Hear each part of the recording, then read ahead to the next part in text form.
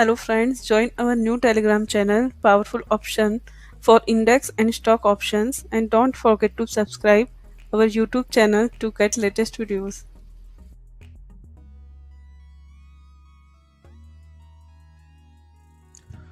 Hello friends, जब से ये खबर मार्केट में आई है कि रिलायंस कंपनी राइट्स को इश्यू करके फंड रेज करने जा रही है, तब से दोस्तों सबके मन में एक ही क्वेश्चन है कि राइट इश्यू क्या होता है, उसको कैसे अप्लाई करते हैं, उससे क्या फायदा होगा, क्या नुकसान होगा और कंपनी को उसमें कैसे पैसे मिलेंगे। और रिटेलर जो शेयर होल्डर है, रिटेलर हमारे जैसे, उनका क्या फायदा होगा, हमको अप्लाई करना चाहिए कि नहीं करना चाहिए, वो सब चीजें बहुत क्वेश्चन आता है सबके मन में। तो दोस्तों आज हम देखेंगे उसकी पूरी जानकारी कि राइट इश्यू क्या होता है और उससे हमको क्या फायदा होगा, कंपनी को क्या फायदा होगा, आगे जाके कंपनी के लिए कितना अच्छा रहेगा, कितना बुरा रहेगा, और रिटेलर शेयर होल्डर जो हमारे जैसे लोग हैं उनके लिए भी क्या फायदा और क्या नुकसान होगा। दोस्तों सबसे पहले दोस्तों समझेंगे राइट इश्यू क्या होता है, उसके बाद हम आगे धीरे धीरे बात करेंगे रिलायंस क्यों इसको राइट्स को इश्यू करके फंड रेज करना चाहती है और सब क्या चीजें हैं दोस्तों। तो without wasting time let's start दोस्तों। देखो सबसे पहले दोस्तों राइट्स इश्यू इज नथिंग, वो एक शेयर होता है, सिर्फ सिंपल शेयर बोल सकते हो आप। बट राइट्स इश्यू सिर्फ उन लोगों को मिलता है जो कंपनी के ऑलरेडी एग्जिस्टिंग शेयर होल्डर है, समझे। The right issue is an invitation to the existing share holder to purchase additional new share in the company. कि दोस्तों जिसके पास ऑलरेडी शेयर है कंपनी के, उनको ही सिर्फ एक्स्ट्रा शेयर देने के काम देने का काम है, उसको बोलते हैं राइट्स को इश्यू करना। बाहर के लोग जैसे आईपीओ में क्या होता है, everyone can subscribe the IPO, but rights issue में सिर्फ कंपनी के शेयर होल्डर को ही राइट्स मिलते हैं। राइट्स दैट मीन्स कि सिंपल एक शेयर पकड़ लो, शेयर ही होता है, it's nothing but the share only. Okay, जैसे आपके पास शेयर पड़े वैसे ही शेयर होता है, बट इसको देने का तरीका अलग होता है। आप इसमें कुछ वो कैलकुलेशन करते हैं और कैलकुलेशन के हिसाब से आपको इतने शेयर मिलते हैं, तो उसको राइट्स इश्यू बोलते हैं। आपको एक्स्ट्रा पैसे देके वो शेयर लेना होता है कंपनी का। अगर आपको उसमें फेथ है कि हाँ ये कंपनी आगे जाके अच्छा करने वाली है, तो आप राइट्स इश्यू में अप्लाई कर सकते हो, क्योंकि राइट्स इश्यू आपके लिए आगे जाके अच्छा प्रॉफिट बना के दे सकता है। बिकॉज क्योंकि कंपनी जो भी कंपनी राइट्स को इश्यू करती है, वो कंपनी जो शेयर का प्राइस चल रहा है उससे अच्छा खासा डिस्काउंट में आपको दे रही होती है। जैसे किसी भी शेयर का भाव चल रहा है 100 रुपये और वो कंपनी राइट्स को इश्यू करना चाहती है, तो वो आपको 70 या 80 रुपए में शेयर देगी राइट्स इश्यू के जरिए। ओके, तो राइट्स इश्यू दोस्तों सिर्फ उनको मिलता है, मतलब ये शेयर सिर्फ उनको मिलता है जिनके पास एग्जिस्टिंग शेयर पड़े हैं, जो कंपनी के एग्जिस्टिंग शेयर होल्डर है। Okay, this type of issue gives existing share holder securities called rights. With the rights the share holder can purchase a new share at a discount to the market price on stated future date. मतलब उन्होंने जो date, record date fix की होती है, उस time पे जो share का प्राइस क्लोज होता है उससे आपको अच्छे खासे डिस्काउंट में आप शेयर ले सकते हो राइट्स अप्लाई करके।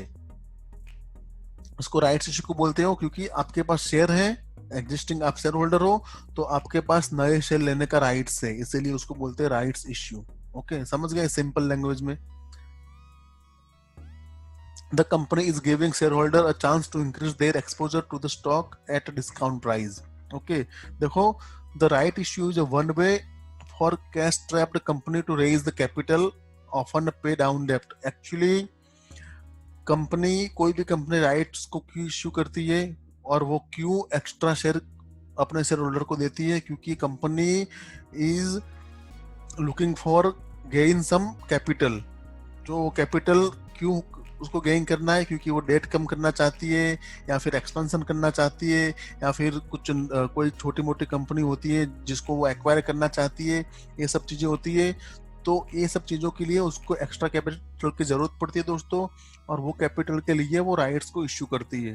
अंडरस्टैंड, 3 चीजों के लिए करती है, डेट कम करने के लिए, एक्सपेंशन करने का अगर उसका कुछ इरादा है तो, थर्ड चीज ये है कि किसी छोटी मोटी कंपनी को एक्वायर करना है और उसके पास उसकी बैलेंस, मतलब उसके पास स्ट्रॉन्ग कैपिटल नहीं है, तो वो राइट्स इश्यू के जरिए कैपिटल गेन करेगी और कंपनी की डेट कम करेगी, कंपनी को एक्वायर करेगी या फिर एक्सपेंशन करेगी। Okay, share holder can buy new shares at a discount for certain period. with the right issue, because more shares are issued to the market, the stock price is diluted and will likely to go down. देखो ऐसा माना जाता है कि अगर share बढ़ते हैं, किसी भी कंपनी के टोटल शेयर 100 शेयर है, ठीक है, और उसके शेयर अभी नंबर ऑफ शेयर 150 हो जाएंगे, तो ऑब्वियसली वो कंपनी की शेयर इक्विटी डाइल्यूट हो जाएगी, क्योंकि जो ईपीएस अर्निंग पर शेयर होता है वो कम होगा। जो 100 शेयर में पहले अर्निंग पर शेयर आता था वो 150 शेयर हो जाएंगे, तो ऑब्वियसली कम होगा उसके एवरेज करके, तो इक्विटी डाइल्यूट होगी और लोग मानते हैं कि शेयर का परफॉर्मेंस थोड़ा कम होगा और शेयर की प्राइस नीचे आएगी। ओके, ऐसा माना जाता है, but again it's depends on the fundamentals, company के फंडामेंटल्स के ऊपर डिपेंड है वो कैसा परफॉर्मेंस करेगी, आगे आने वाले टाइम में क्वार्टरली रिजल्ट कैसे रहेंगे, ये सब चीजें बहुत मायने रखती है दोस्तों। इसका ऐसा मतलब नहीं होता है कि कंपनी ने राइट्स इश्यू किए, इक्विटी डाइल्यूट हुई तो वो शेयर का प्राइस नीचे ही आएगा। अगर कंपनी बहुत अच्छा खासा कर रही है, एक्सपेंशन किया, उसने अच्छा खासा काम किया, तो कंपनी के प्राइस, शेयर की प्राइस बढ़ भी सकती है और आपको अच्छा खासा मुनाफा भी हो सकता है वहां पर। Okay, why would a company issue a right offering?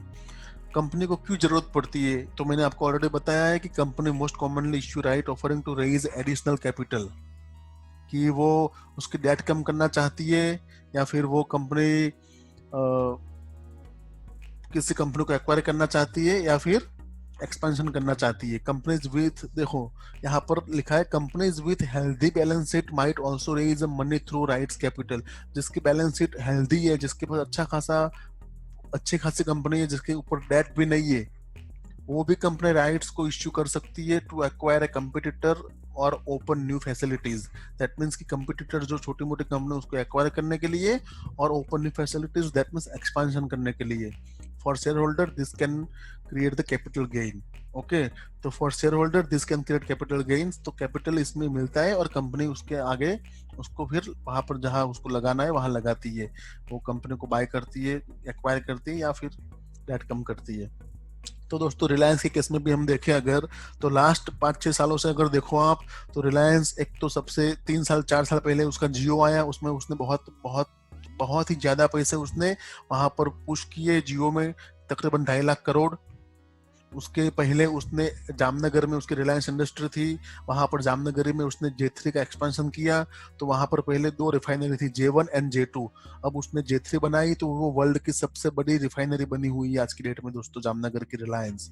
तो उसने ऑलरेडी एक्सपेंशन किया है, उसकी बहुत बिजनेस भी बढ़ा है, तो आज की डेट में उसके ऊपर तकरीबन आज की डेट में दैट मीन्स फेसबुक की डील से पहले उसके ऊपर 2 लाख करोड़ के ऊपर का डेट था उसके ऊपर।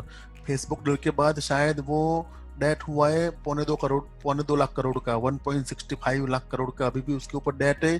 तो ये राइट्स को इश्यू करके और कम करना चाहते हैं दोस्तों वो। ओके, तो आगे देखेंगे हम, जब मैं वो रिलायंस की बात करेंगे तब देखेंगे रिलायंस किससे राइट्स को इश्यू कर रही है और सब क्या चीजें हैं। ओके, अब देखो as a shareholder you have 3 options. देखो as a shareholder we have 3 options with rights issue.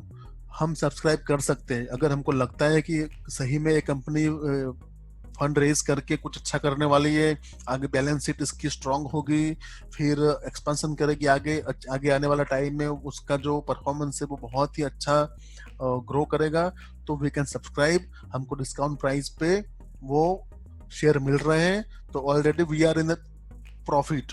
कि जो अभी फॉर एग्जांपल रिलायंस शायद 1257 पे दे रहा है आपको पर शेयर, 1257 पे दे रहा है, अभी लास्ट क्लोजिंग प्राइस उसकी 1464 रुपये है, 1464 रुपये लास्ट क्लोजिंग प्राइस है।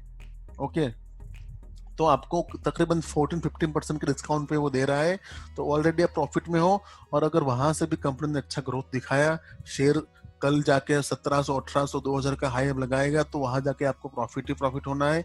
बट मैं ऐसा नहीं बोलता हूँ कि आप करो ही करो, आप अपने खुद से एनालिसिस करो कि कंपनी के लिए अच्छा है, कंपनी आगे जाके अच्छा परफॉर्मेंस करेगी, तब जाके आप उसको सब्सक्राइब करो। देखो दूसरा ऑप्शन होता है इग्नोर योर राइट्स, मतलब आप राइट्स को इग्नोर कर दो कि मुझे नहीं, मेरे पास जो भी शेयर है ठीक है, मुझे इसको सब्सक्राइब नहीं करना है, मुझे नए शेयर नहीं चाहिए। ओके, एंड थर्ड ऑप्शन होता है sell the rights to someone else. That means आप अपना जो राइट्स होता है कि हाँ आपके पास शेयर है, आपके पास राइट्स है कि नए शेयर ले सको, वो राइट्स आप किसी को ट्रांसफर कर सकते हो, किसी पर्सन को। Okay, that means you are transferring your rights to buy extra share to someone else. तो आपके पास तीन ऑप्शन है, सब्सक्राइब करो, इग्नोर करो, या फिर किसी और को ट्रांसफर करो। Okay, types of right issue of shares. देखो दो तरह के होते हैं, एक रिनाउंसेबल होते हैं और एक नॉन रिनाउंसेबल होते हैं। तो रिनाउंसेबल में क्या होता है कि दोस्तों आपके पास राइट्स है, जो आपके पास ऑलरेडी आप शेयर होल्डर हो, आपके पास राइट्स है, वो राइट्स आप किसी और को ट्रांसफर कर सकते हो to subscribe rights issue of the share to anyone who may not be even share holder of the company. समझे? मतलब मैंने आपको लास्ट में बताया कि आपके पास तीन ऑप्शन होते हैं, सब्सक्राइब करो, इग्नोर करो, या फिर किसी और को ट्रांसफर करो। तो किसी और को दैट मीन्स जो शेयर होल्डर नहीं है, अगर उसको ये प्राइस पे उसको शेयर चाहिए वो कंपनी के डिस्काउंटेड प्राइस पे, तो आप उसको आपका राइट्स उसको ट्रांसफर कर सकते हो और वो सब्सक्राइब कर सकता है राइट्स इश्यू के लिए। ओके, दूसरा होता है नॉन रिनाउंसेबल, तो उसमें आप ट्रांसफर नहीं कर सकते हो, आपके पास सिर्फ दो ऑप्शन रहते हैं, या फिर आप खुद सब्सक्राइब करो या फिर आप इग्नोर करो। ओके, दो ही ऑप्शन रहते हैं आपके पास। अब दोस्तों देखते हैं इसके एडवांटेज और डिसएडवांटेज क्या है, कि अगर राइट्स इश्यू कंपनी लाती है तो उसके एडवांटेजेस क्या रहेंगे और उसके डिसएडवांटेजेस क्या रहेंगे। तो कोई भी कंपनी लाती है तो सबसे पहले दोस्तों देखो, the share are offered to the share holder at the discounted price. ये सबसे बड़ा एक फायदा देखने को मिलता है यहाँ पर, कि आपको 14, 15, 20% कंपनी डिसाइड करती है कितने परसेंट पे। रिलायंस ने 14% डिस्काउंट पे दे रही है, बाकी वो अलग अलग कंपनी डिफरेंट कंपनी के हिसाब से डिफरेंट होता है उसका discount. Okay, the shares are offered to the share holder at the discounted price to encourage them to purchase the right issue. देखो अगर आपको सेम प्राइस पे देगा, बोलेगा कि अब 1415 या 1465 रुपए जो भाव चल रहा है उस पर ही आप ले लो रिलायंस, तो आप क्यों लोगे? आप सीधा ओपन मार्केट से ले लोगे ना, ओपन मार्केट से बाय करोगे। आपको राइट इश्यू अप्लाई करने की जरूरत क्या है? आपको डिस्काउंट प्राइस पे देगा तभी आप जाओगे ना, वरना ओपन प्राइस पे अगर आपको बोलेगा कि 1465 पे मैं तो दूंगा, लेना है तो लो, तो कोई लेगा ही नहीं, सब लोग ओपन मार्केट से लेंगे और उसको फंड रेज हो ही नहीं पाएगा कंपनी को, तो कंपनी का लॉस हो जाएगा। तो कंपनी आपको ट्राई करेगी कि हमेशा वो डिस्काउंट अच्छा खासा अट्रैक्टिव डिस्काउंट देगा, कि वहां पर आपको लगे कि सही में इसको ये प्राइस पे लेना चाहिए। ओके, सेकंड देखो, the company saves significant amount of money such as underwriting fees, advertisement cost and so on। मतलब जो आईपीओ, जो थर्ड पार्टी कंपनीज होती है, जो आरटीए कंपनीज होती है, वो सब कंपनी को आईपीओ के जैसे वो करने की जरूरत नहीं होती है, एडवर्टाइजमेंट करने की जरूरत नहीं होती है। उसके ऑलरेडी शेयर होल्डर है, उनको सिर्फ वो दिखाना होता है कि आप इंटरेस्टेड हो तो आप ये प्राइस पे, अट्रैक्टिव प्राइस हमने रखी, डिस्काउंटेड प्राइस, आप वहां पर हमारे शेयर बाय कर लो। Okay, the control of the company remain in the hands of the existing share holder. तो कंपनी का कंट्रोल भी जो शेयर होल्डर है एग्जिस्टिंग उनके पास ही रहेगा, क्योंकि अगर फॉर एग्जांपल वो कंपनी उसके 10% स्टेक बेच के अगर रिलायंस आता, तो उसका 10% स्टेक किसी और बैंक को या किसी फॉरेन इंस्टीट्यूट को बेच देता। जैसे चाइना की कंपनी आजकल इंडिया में बहुत अच्छा खासा इन्वेस्टमेंट करने की फिराक में थी, बट गवर्नमेंट ने एफडीआई का वो रूल चेंज कर दिया, तो वो चाइना के किसी बैंक को बेच सकते थे कि 10% खरीदो और वहां से हमको आप दे दो इतने पैसे, 55,000 करोड़, तो वो खरीद के दे सकते थे। तो उसमें इनको एक लॉस क्या होता कि कंपनी का कंट्रोल उनके पास चला जाता। समझे? उनके पास चला जाता मतलब अगर 10% कोई है तो आपको उनको कुछ तो पूछना पड़ता ना, कुछ भी डिसीजन लेने से पहले। तो इसके एक राइट्स इश्यू का एक एडवांटेज है कि आपका कंपनी का कंट्रोल सिर्फ आपके हाथ में रहेगा, जो भी शेयर होल्डर है पुराने उनके हाथ में रहेगा। ओके, अब देखते हैं डिसएडवांटेजेस। डिसएडवांटेजेस दोस्तों, ये एक मैंने आपको ऑलरेडी पहले बताया कि कंपनी अगर फंड रेज करती है राइट्स इश्यू की वजह से, तो कंपनी का जो इक्विटी होता है वो डाइल्यूट होता है, और उसकी वजह से ऐसा लगने लगता है कि कंपनी का शेयर का परफॉर्मेंस डाउन होगा। Okay, the company may not be able to raise more fund and fail if achieve to their target. देखो कंपनी कभी कभी लोगों ने अगर इसमें इंटरेस्ट नहीं दिखाया तो कंपनी वो उनका जो टारगेट प्राइस है 53,000 करोड़ रुपीस उनको रेज करना है, तो लोग अगर इसको राइट्स को सब्सक्राइब नहीं करेंगे तो उनको पैसे नहीं मिलेंगे। And this may happen if the existing share holder of the company are not to in the invest mode, कि कंपनी ने जो शेयर होल्डर है उन्होंने अच्छा इंटरेस्ट नहीं दिखाया, फेथ नहीं दिखाया, तो फेल हो जाएगा उनका टारगेट को ये करना। तो उनका जो टारगेट होता है कि हम कंपनी को एक्सपांड करेंगे या कंपनी को डेट कम करेंगे या कंपनी दूसरी कंपनी को एक्वायर करेंगे, वो सब चीजें शायद उनके लिए मुश्किल हो जाए आगे। ओके, अगर फेल होता है टारगेट तो the value of each share may get dilute, मैंने आपको ऑलरेडी बता दिया है। If a well established company is going to right issue of a share, then it goes on create negative market sentiments. It is assumed that the company is struggling to run its business.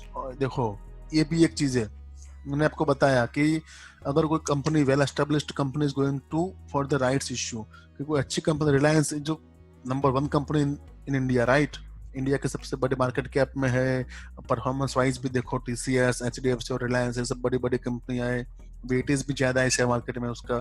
तो ऐसे कोई company अगर rights issue share करती है तो sentiments उसके market में होते हैं कि इसके पास पैसे नहीं है, ये कंपनी अभी स्ट्रगल कर रही है, मतलब cash flow, cash inflow, cash outflow में कंपनी बैलेंस शीट को मेंटेन नहीं कर पा रही है, ऐसा माना जाता है।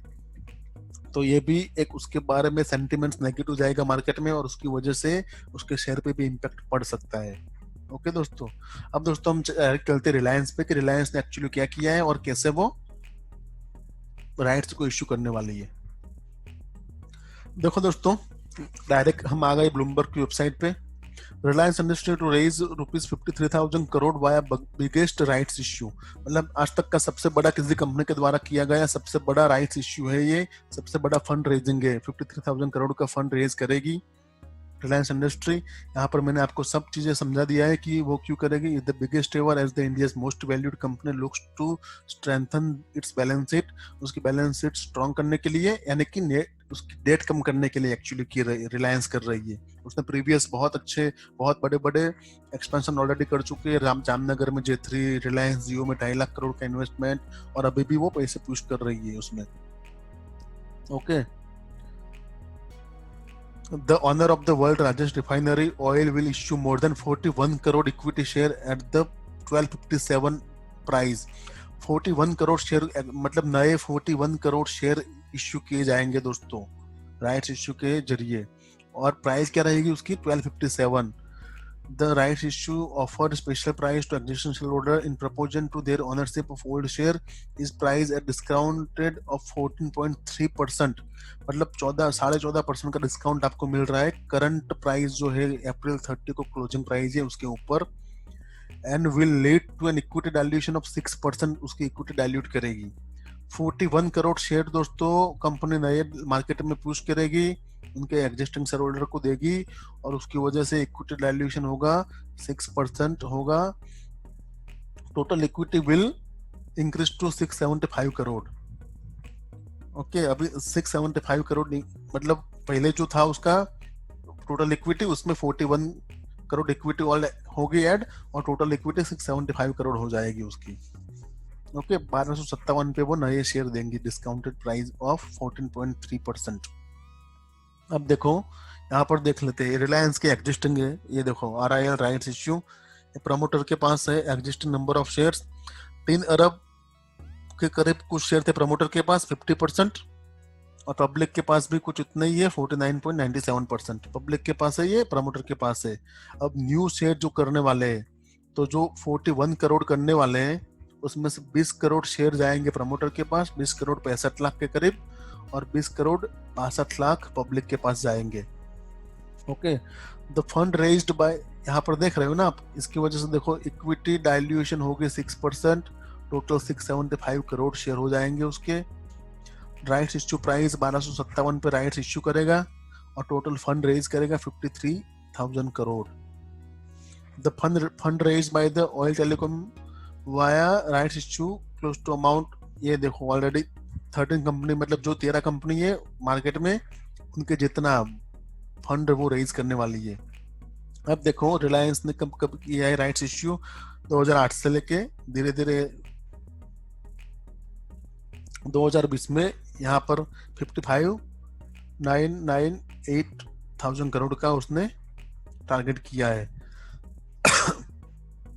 देखो ये राइट्स इश्यू मैथ देख लेते हैं यहाँ पर, ये देखो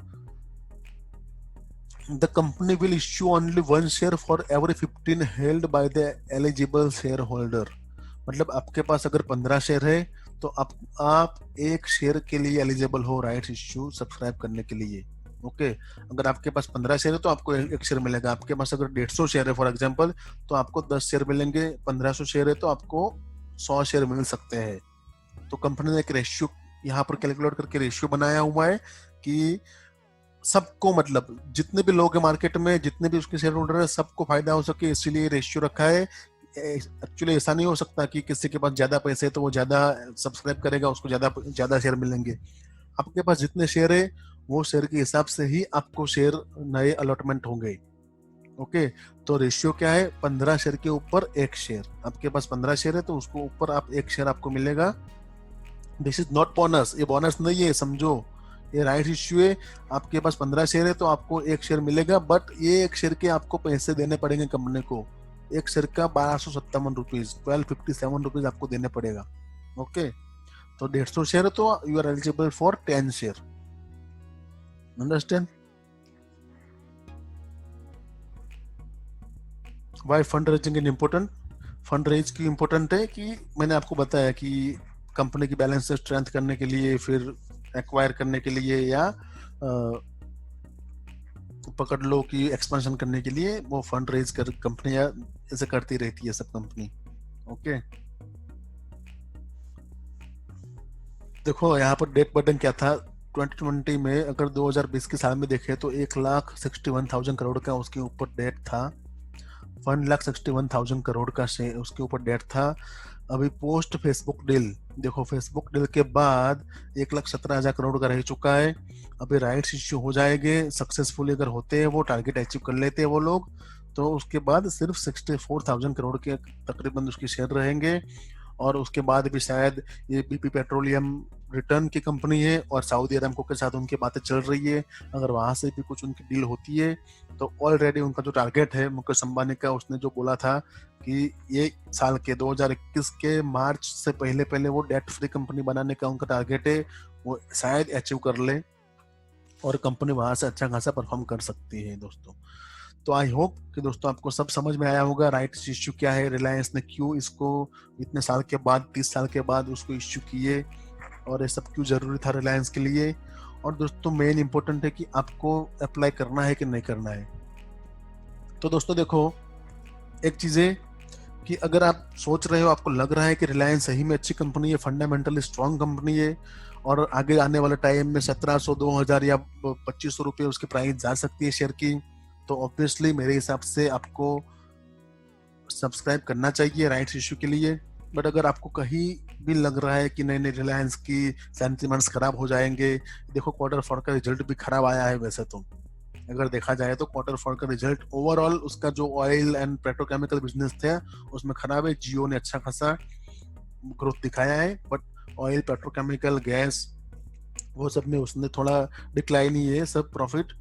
तो शायद और रिलायंस गिरे और 1257 के प्राइस पे आपको मिल भी जाए, अगर वो प्राइस पे आपको मिल रहा है एक आध वीक में या थोड़े दिनों में, तो डायरेक्ट ओपन मार्केट से खरीद लो, आपको वो करने की जरूरत नहीं है। बट अगर प्राइस गिरती नहीं है उसकी और यहाँ पर सस्टेंट रहती है 1400-1500 के अराउंड, तो फिर मेरे हिसाब से आपको अप्लाई करना चाहिए। और आपको देखो मेन आपको लगना चाहिए कि हाँ ये कंपनी आगे जाके अच्छा करेगी, तब जाकर दोस्तों सब्सक्राइब करो। अदरवाइज आपको लग रहा है कि नहीं नहीं इसकी प्राइस में कोई फायदा नहीं होगा और कंपनी की प्राइस और गिरेगी, तो फिर मत करो दोस्तों। और मेरे ऊपर दोस्तों देखो, मैं जो भी टेक्निकल आपको बातें बताता हूँ वो मैंने खुद की एनालिसिस होती है, तो मेरी बातें 100% सही नहीं होती है। आप अप्लाई करने से पहले या ना अप्लाई करने से पहले अपना जो टेक्निकल फ्रेंड्स, दोस्त या जो एडवाइजर होता है उससे एक बार सलाह मशवरा कर ले दोस्तों। थैंक यू दोस्तों। वीडियो पसंद आता है तो लाइक करो, शेयर करो, सब्सक्राइब करो, एंड दोस्तों प्लीज लाइक करो ताकि हम भी मोटिवेटेड रहे। थैंक यू दोस्तों।